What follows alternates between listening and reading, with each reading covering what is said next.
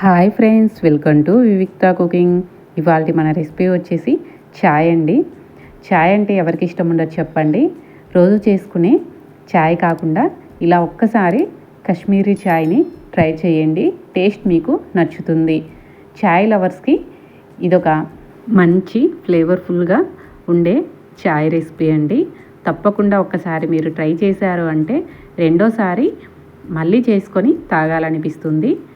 మీరు ట్రై చేసి ఎలా కుదిరిందో కామెంట్ సెక్షన్లో కామెంట్ చేయండి.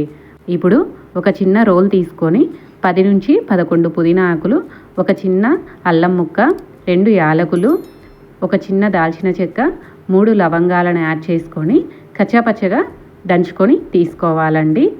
చూడండి, ఈ విధంగా దంచుకొని పక్కనుంచుకోవాలి. ఇప్పుడు చాయ్ కోసం స్టవ్ పై ఒక బౌల్ పెట్టి ఒక గ్లాస్ వాటర్ని యాడ్ చేసుకొని మనం ప్రిపేర్ చేసి పెట్టుకున్న మసాలాను కూడా యాడ్ చేసుకొని 1 టీ స్పూన్ టీ ఆకును కూడా యాడ్ చేసుకొని వాటర్ని ఒక 2 మినిట్స్ పాటు మరిగించుకోవాలండి. ఇలా మరిగించుకోవడం వల్ల మనం వేసిన ఫ్లేవర్స్ అనేవి వాటర్లోకి దిగి వాటర్ కలర్ అనేది చేంజ్ అవుతుందండి. చూడండి, ఈ విధంగా మరిగించుకున్న తర్వాత 2 స్పూన్స్ షుగర్ని యాడ్ చేసుకోవాలి.